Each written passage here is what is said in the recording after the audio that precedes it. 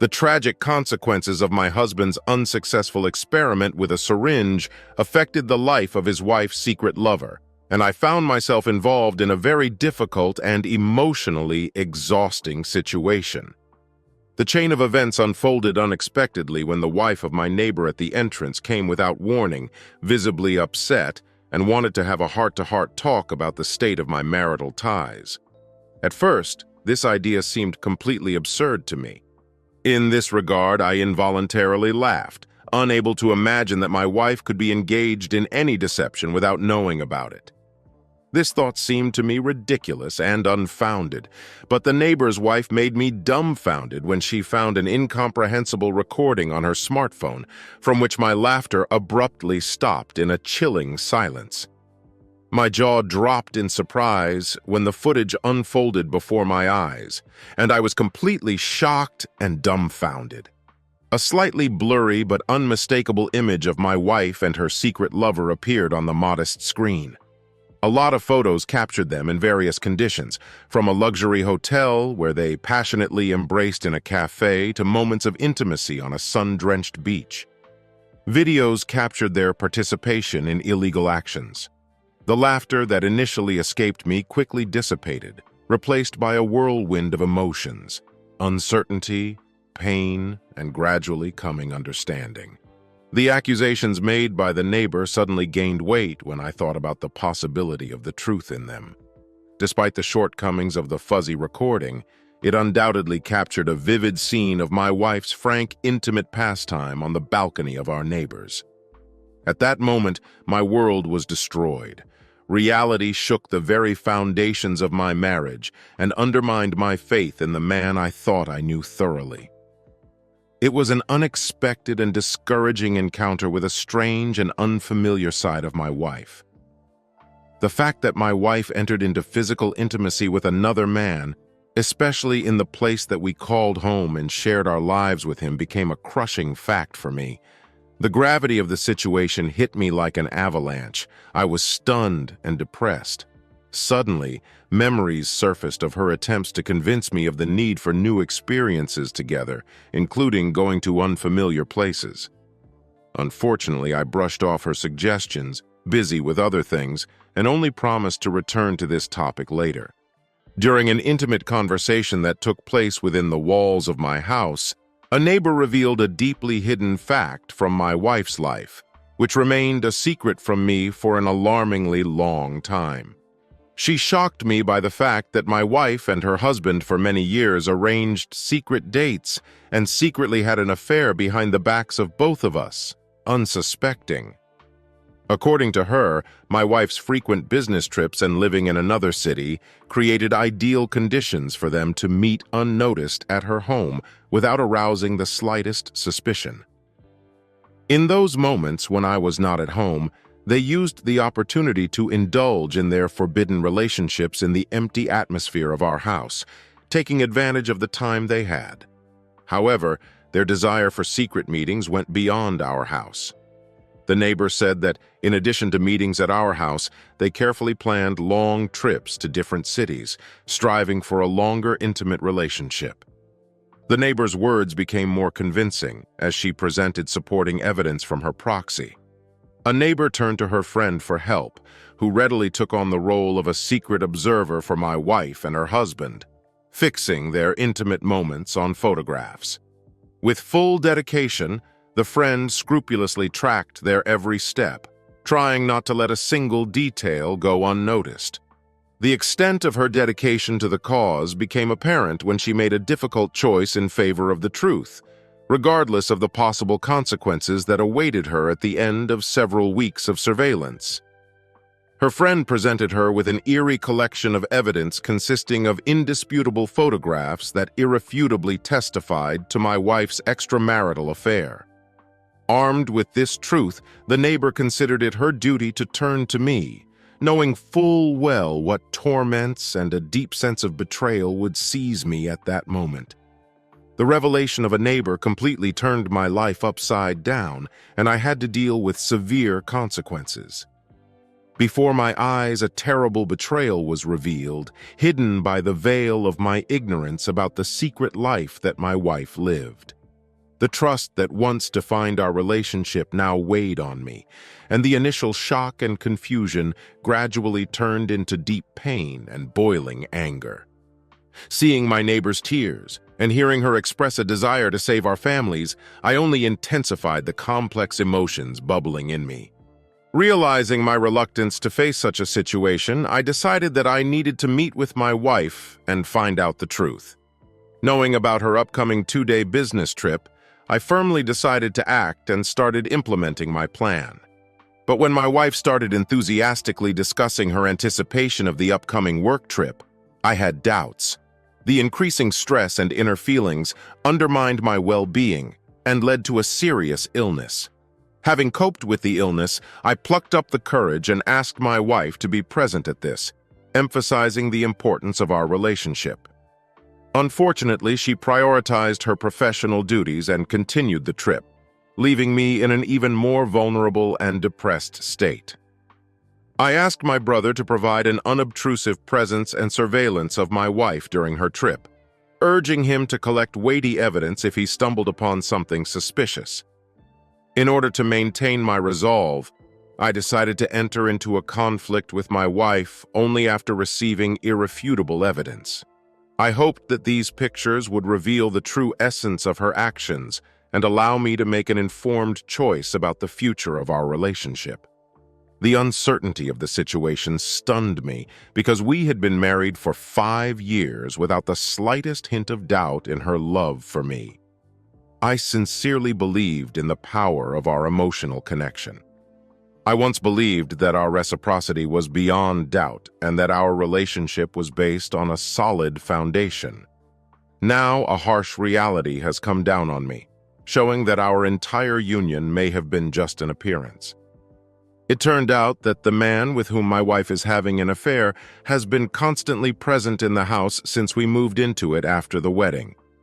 The collection of photographs obtained by my vigilant brother during the unnoticed surveillance of my wife and our neighbor convincingly testifies to the possibility of their illegal relationship.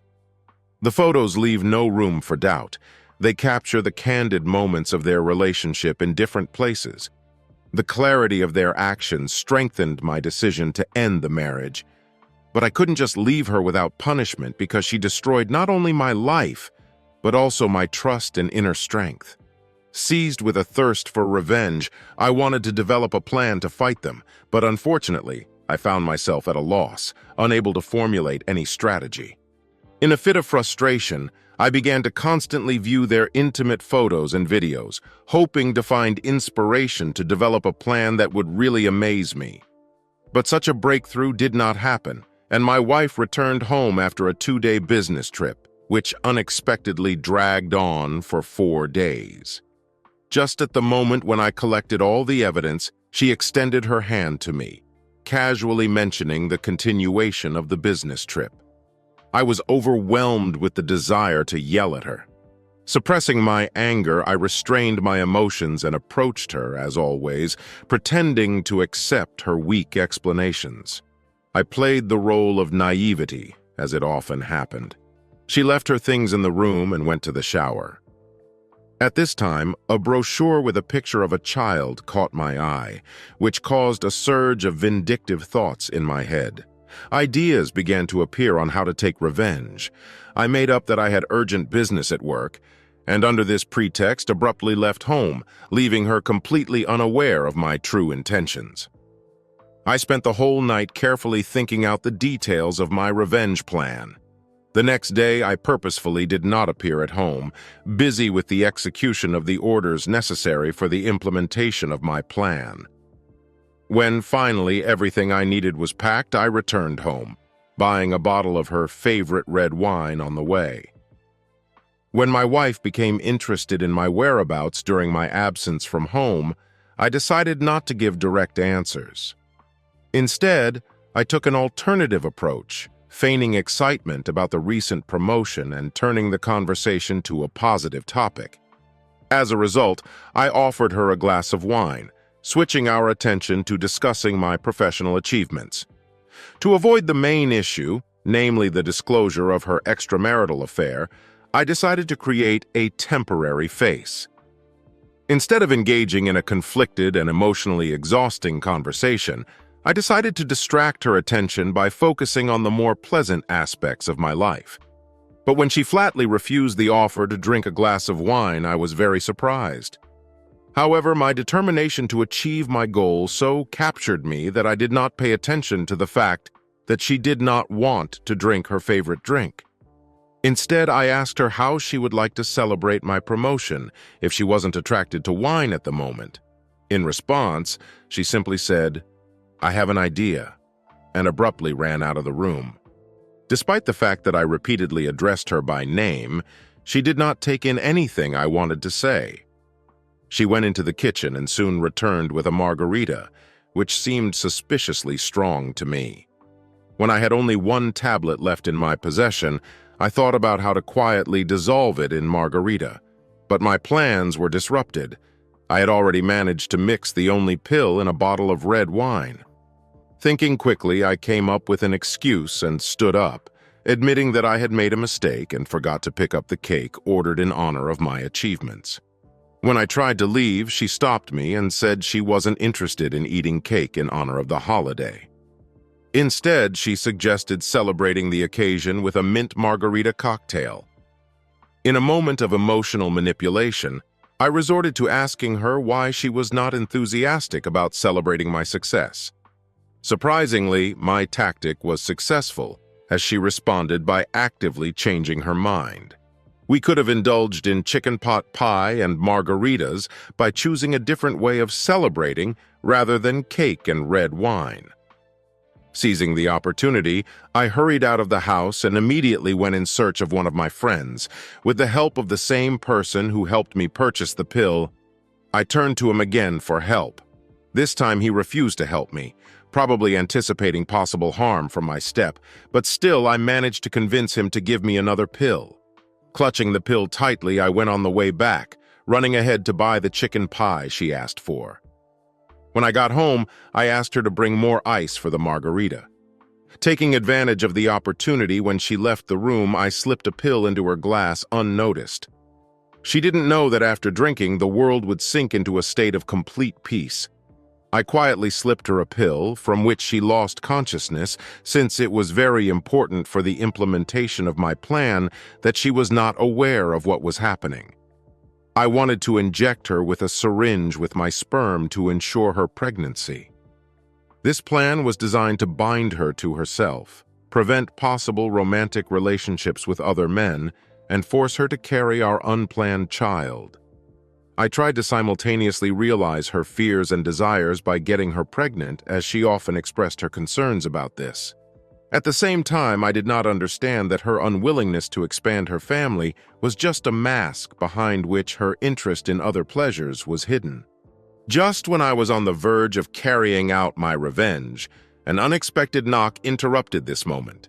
To my surprise, it was a man who was having an affair with my wife, accompanied by his wife, who wanted to talk about something completely foreign.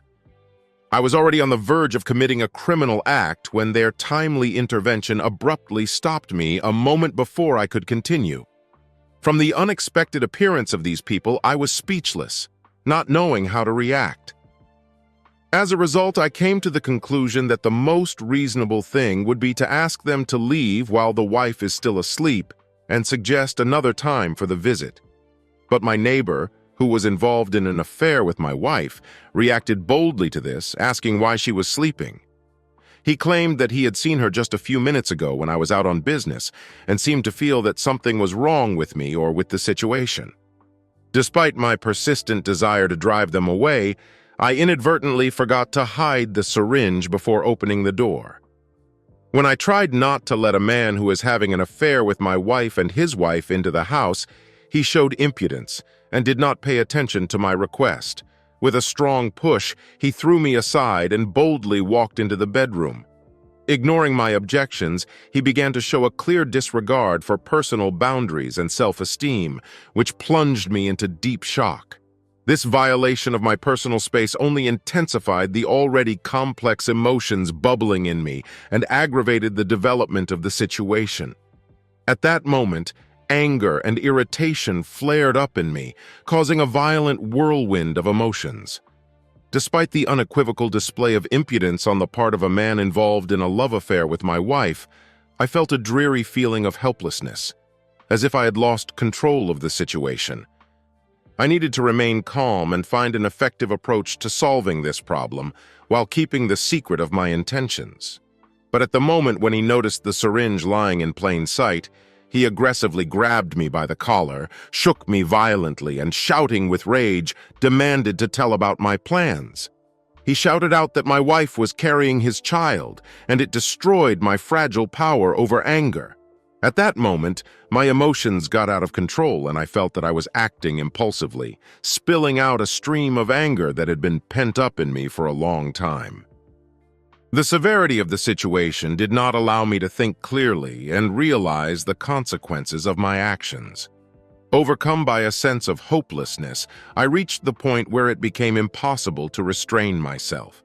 The thirst for retribution seized me, and I wished that, as a punishment for betrayal, she would carry my child in her body. At that moment, I found out that she was already expecting a child from her lover. Confusion flashed through my head. Either her fear of pregnancy was a lie, or she just didn't want to start a family with me. Meanwhile, he continued to pull me violently, without ceasing to ask questions about my motives. My gaze stopped on the sledgehammer, which was very close, and without thinking for a second, I grabbed it and hit him hard in the face. The surging wave of rage made me swing the sledgehammer several times, aiming at his skull without stopping, while his wife screamed in horror and ran away.